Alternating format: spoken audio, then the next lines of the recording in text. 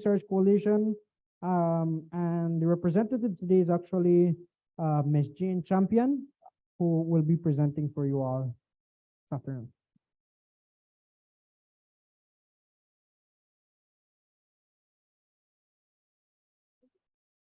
Oh, we have two? Okay, we have two mics. Okay. Hi, good afternoon, everybody. For those of you who don't know who I am, my name is Monique Fernan. I'm the program coordinator for the Crocodile Research Coalition. And I have my partner here, Jane, who will introduce herself when she presents. So we're just gonna go briefly into what we do. I'm sorry on behalf of Dr. Tayez, she could not be here today. So who are we and what do we do? We are a group of mostly women working in Placencia and across Belize, trying to protect and conserve the crocodile species that we have here in country. And we do that through community outreach, research, and education. The two crocodiles that we have in Belize is the American crocodile. And I think that's from the kids. Yesterday, I was at schools presenting to over 200 kids, and they kept on saying the Belize crocodile. So my apologies on that. So it's American crocodile and the Morlet's crocodile.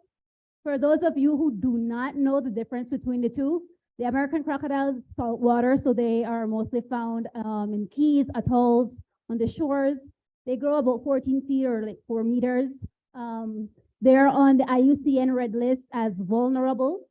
Their mating season is between December and June.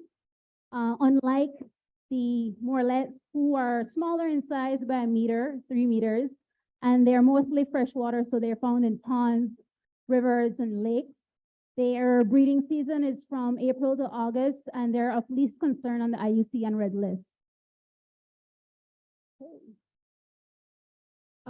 So as our name says, research is really the core of what the CRC does. So we do research throughout the country. Because we're located in Stan Creek, it's mostly down there. But we have projects up in the Chicky Bowl, in Orange Walk on the New River, throughout the country studying crocodiles. Our main goal with our research is to get population numbers, as well as an assessment of the health of crocodiles. So we do capture surveys where we collect samples, tissue samples of crocodiles, and with that we're doing genetic research and testing for heavy metals or other pollutants that are found in the crocodiles. We take a holistic approach to our work, particularly our research. So crocodiles are our like keystone flagship species, but we study all wildlife or anything that we can have an opportunity to within the crocodile habitat. So around the Placencia Lagoon, we have a small game camera trap study. We use drones to assess crocodile populations as well as manatees. We've partnered with Wild Tracks and the Foundation for Wildlife Conservation to help with even howler monkey projects, because both howler monkeys and crocodiles share the same habitat. One of the issues when it comes to the wildlife, specifically crocs, is we've experienced human crocodile conflict, and this is expressed in several ways. Sometimes we have people, especially like tour guides, fishermen, when they come in, they would clean their fish and then throw it in the water, in the lagoon. That's indirect feeding. They may not know this, but feeding of crocodiles create more issues, because crocodiles, the ones we have in Belize, to say the least, they're very shy and tend to swim away when approached by humans. The only reason they would not do that and may be aggressive is if people are feeding them, and then they lose their fear of humans. And if you come there without meat, then you're meat next. So feeding indirectly or directly is a big issue. And I know there are some cases in San Pedro we've been told of tour guides feeding just for pictures. And we all know that dredging and deforestation of critical habitats like mangroves is a big problem in this country, as a matter of fact. And because of that, crocodiles are displaced and They enter new villages and they become problematic to farmers and people who live along the banks, taking their dogs, taking their pigs. But again, this is all because of humans.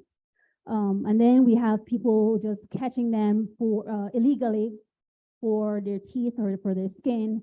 And of course, there are people, even though gill nets are not allowed in this country anymore, there are still people who utilize that.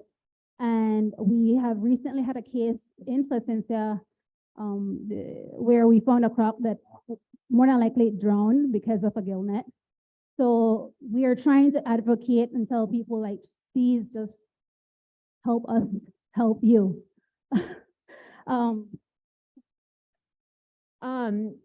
We do rescue and rehab of crocodiles. So these are most often animals that are displaced, found in locations where it's not safe for them or humans to be. Not every crocodile that's spotted needs to be removed. So we do a lot of sort of consulting with people to talk about how to coexist with crocodiles. Everyone wants to see a toucan or I don't know, a tapir in their yard, but they don't want to see a crocodile.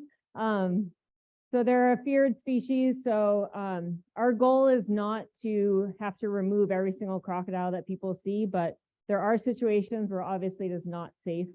Can you go back? No.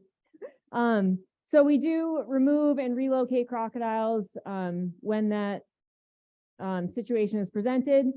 Because we are the only rescue and rehab center in southern Belize, we deal with other species as well.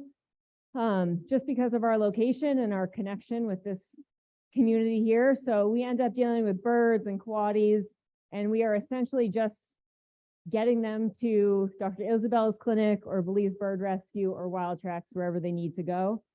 We do have a few crocodiles that are unable to be released into the wild. This one on your right is completely blind, so he can no longer hunt. But again, our goal is to study crocodiles in the wild, release them back into the wild, and educate people about coexistence with them. So besides research, one of the biggest thing we try to do is education and outreach, because without the general public knowing information, we will still have the same problems that exist today. So what we have been trying to do is outreach every week. And like I said, we were just here at some schools presenting to over 200 students. And last year we've almost reached like 5,000 people altogether, virtually and in person. So education and outreach is big for us, trying to let people understand that while crocodile is scary, they look scary, we need to learn how to coexist with them, because we don't, like Jane mentioned, we don't necessarily always have to relocate them. And so we go into schools of all ages. You have preschoolers, primary school, high schoolers, kids with disabilities, elders. We try to present to everybody so people understand. And there's a lot of people living in, we have a lot of people coming in the country. And so some people might not know this information. So we even present to staff and resorts and guests, people like that, who maybe these resorts are located along the beachfront or the lagoon side. And so they may see a croc. And so we try to educate as much as possible. With that, does anybody have any questions? Yes.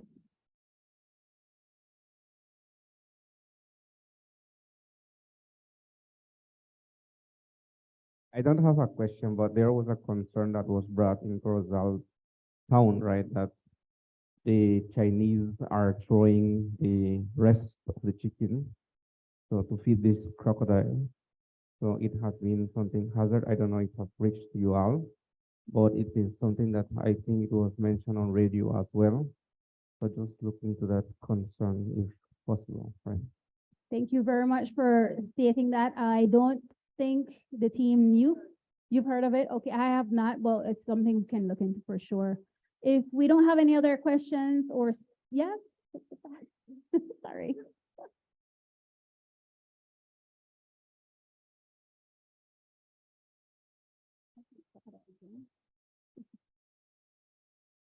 How can a crocodile drown? Well, crocodiles are, even though they're built to be in the water a lot, they still need to come up for air just like manatees. And so when they go underwater, they have to hold their breath. And it's just like turtles, they have to go down and hold their breath. And at one point they have to come up. And if they can't come up, then they will drown.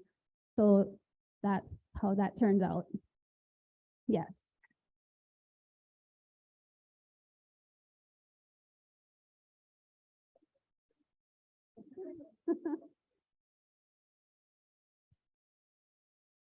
Why are you guys protecting the crocodiles?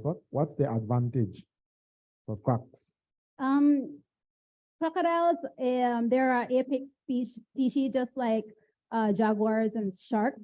And because of that, they are important for balancing our ecosystem. And the species that we have in Belize, we don't have baseline data on them. And so it is important for us to gather those information to know to understand their behavior, the number, the population, how many we have in Belize, and how we can help continue protect them. Because at the end of the day, they are wildlife, and under the law, they are protected.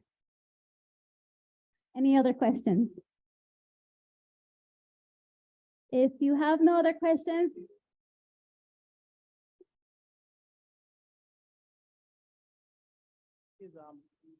I was supposed to leave it for last, according to the police, but we're in safe zone, correct?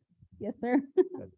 In terms of the conservation and crocodiles and the other animals, and I know that there is penalties for having the animals, but what if you find somebody with a crocodile and their vehicle and so on, like fisheries for conchs and other occasion, the vehicle or vessel or something could be confiscated, but is that a part of our laws, even for fisheries now and for the turtle and so on that they?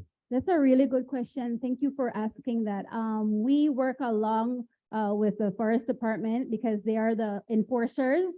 And so if we see something like that, we hand it over to the forest department because they are the law enforcers.